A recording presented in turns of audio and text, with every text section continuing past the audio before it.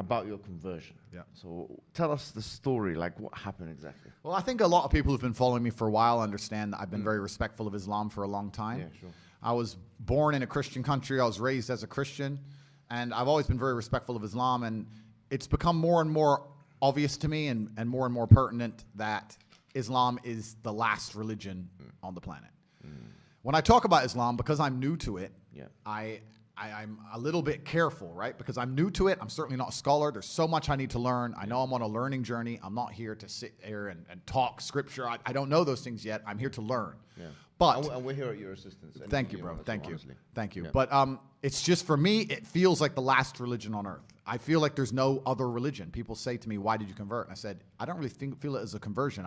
It's almost like I knew God was real, and now I've become religious. And they say, well, you were religious before. I was like, religious before how? Christian? What does Christian mean?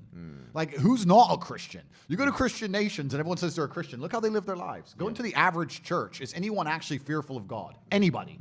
No. The girls are out on Saturday night drinking, and then they turn up to church because their parents made them. Like, there's no substance to the religion. And also, Islam very closely reflects my personal beliefs. Through my personal life, I've learned that if you don't have standards and you're not a strong person who's prepared to defend his ideas, you'll be crushed. Yes. And we look at most religions in the world today which are not prepared to defend their ideas. What's happened to them? They're just getting crushed. And now we have Christianity as an idea which has basically said, well, we can't set any firm rules because everyone will just quit. So instead, let's make it so easy to be a Christian that nobody has to put any effort in. Yeah. And then accept everybody no matter what, and hopefully we can keep the church doors open. That's not God to me, you know? Yeah. God to me is strong. God to me is something to be feared. Yeah. God to me is someone that people are afraid to mock. Yeah. God to me is someone that you have to go out of your way to prove something to. God to me has red lines. Yeah. Like, God to me represents the Islamic faith. The Christian God to me, I don't see God. I can't explain. I don't see anything there. So to me, it was the only logical choice in the end. Alhamdulillah, man. I mean, as you're saying this, I'm sure many people are like ecstatic and extremely happy. It's a great thing for everyone, honestly, because, you know, just anyone coming into Islam is you know, the Prophet Muhammad sallallahu alaihi wasallam told us better than the world and everything in it. Yep. But imagine now somebody of major influence. I mean, you're the most Googled person on the planet. I'm not sure if you still have the top spot. I think Putin might have beat me as of last week. But I think it's between me and Putin at the moment. But I don't want to lose to Putin. Look, Putin's the big G. I don't want more enemies. Like, it's fine, Vladimir. You can have it. I never thought I'd hear you saying that statement. Yeah. Putin beat me last year. Yeah. I think we're certainly the most Googled. But no, it's definitely something beautiful, and a lot of people have. You know, you'll be surprised at how many women as well. Like, because obviously the accusations of misogyny and stuff, which you know, but a lot of women, alhamdulillah, especially in the Muslim world, they're absolutely happy. In fact, let me tell you a story. Just before I came here today, one particular woman, I can't reveal her identity, but she's working as a school teacher in London. And actually, my friend told me that she was kicked out of school because they had this campaign against you in the schools. I'm not sure if you're aware of this. I've seen, this was part of the cancellation. I did know about this. Yeah. So in British schools, they said, you know, if you say anything good about this person, or you have to be reported or prevent, and if you say anything, you know, you have to kind of combat his extremism or whatever it may be, right? So because when you became Muslim, she abstained from doing that. She said, I can't really do that because, you know, Islamic laws and it's backbiting and it's got honor in Islam and so on. And unfortunately, they fired her from the position. Wow. So you can see that this is the level of encroachment we're talking about here. So, and this shows you that the level of fraternity that exists. And not only the fact that, you know, when you're looking at Twitter or whatever social media, it's not a representation of what's really happening on the ground. Of course. And I mean, that's crazy to hear. And what's most crazy is, the fervor behind this idea that I'm somehow extremist is truly clown world.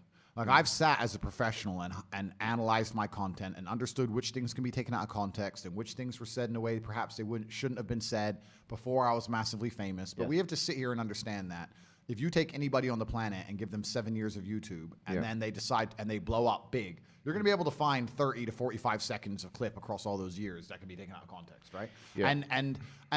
And it's truly crazy because they sit and say, oh yeah, but you know, the young boys are watching your stuff and they don't truly understand all of it, and there's nuance that's missing. And my argument is very simple. My argument is, well, one, you're taking small clips out of context, and two, there's not a single piece of content on the internet that a 14-year-old boy can't misunderstand. Name somebody, name someone who's producing content on the internet that you would be 100% happy for a 14-year-old to drill artists, and so they're saying. I mean, I live in an area. I'm not going to mention the names of the artists, but they're talking about going to this person's house and killing him. And killing him in the middle of a knife crime epidemic. Yeah. We have Lil Nas twerking on having sex with the devil in his music videos. Really? Like, we're going to sit here and talk about how children can be impressionable young children, and I'm sitting there saying there's no way I'm the worst person on the internet. That's not why they deleted me. The difference for them is, as you've mentioned, on those fronts, it doesn't matter to them because it's like, okay, they're consuming our hedonistic products or whatever it is. It doesn't change their worldview. Whereas what you're saying is ideological now. You're challenging the status quo of the LW, of the liberal world order. You're challenging second-wave feministic notions. You are challenging some liberal notions. You are challenging ideas, commonplace ideas of tolerance. And George Orwell said it very well. He said that the more a society moves away from the truth, the more it hates people who speak it. Absolutely, and you're right. And I think even the basic things I teach, because some people have said to me, Andrew, all you teach about is personal responsibility, motivation, working hard, getting up and doing the right thing. I said, that's the absolute, those are the things they're most afraid of. If you teach people to have standards for themselves and to be morally strong people and to know right from wrong, then they can't brainwash you. Yep. So that's what they're most afraid of. They're most afraid of young men waking up and going, no, I don't believe that. You have to believe it. No, I don't believe it. I don't want to. And I want to go do this. I want to go to the gym and be strong, or I want to believe X, or I want to be a moral person. They genuinely have a problem with baseline morality. Yes. Yeah. Understand? When some people recognize when I converted to Islam that there was a time I was an atheist. There was a time when I was atheistic. And the reason I am now so absolutely certain that God is real is because I've seen evil. I've seen shaitan. I've seen it. When you see enough evil, you realize that there must be an equal and opposite force. And there are people out there in the world today doing the work of the devil, genuine demons, who are trying to destroy the baseline morality that's inside of all of us. We're all born with some kind of morality, and they're trying to destroy it. And that's exactly the Islamic understanding, that we believe that you're born with something called fitrah, which is the initial goodness. You're born with an innate belief, receptivity to believe in one God. Yeah. And then that is corrupted. In fact, there's a prophet, hadith of the Prophet, where he says, كُلُّ مَوْلُودٍ يُولَدُ عَلَى الْفِطْرَةِ. Every born child is born upon this initial goodness. فَأَبَوَاهُ يُهَوِّدَانِهِ أَوْ يُنَصِّرَانِهِ أَوْ يُمَجِّسَانِهِ. And then his father and mother, or his parents, they socialize him into Christianity, Judaism, Magiism. So the idea is that everyone is born with this initial goodness and this initial will or want to believe in God, one God. And then, as you mentioned, I mean, it's what you're mentioning here is profound, because you're mentioning a central doctrine in Islam. But it's and this is why perhaps I found God the way I did, because I understood all these things first, and then I saw the Quran, and it confirmed so many things for me. Like even the conversations I've been having so far, so many things have been confirmed, and it's amazing the knowledge that's inside of it, which is so applicable today. For an old book, right? It's supposed to be old, but it seems so timeless.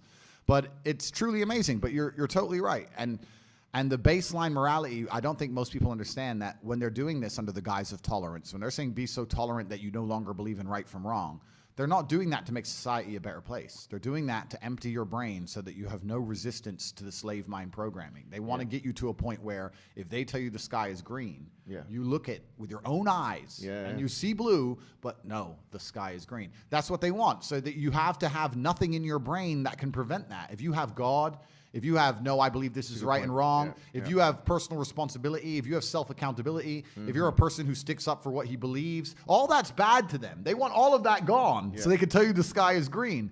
And I don't want to say too much because I don't want the stream to end, but they're going to tell you something much worse than the sky is green. They're going to tell you something else. And they're trying to program us all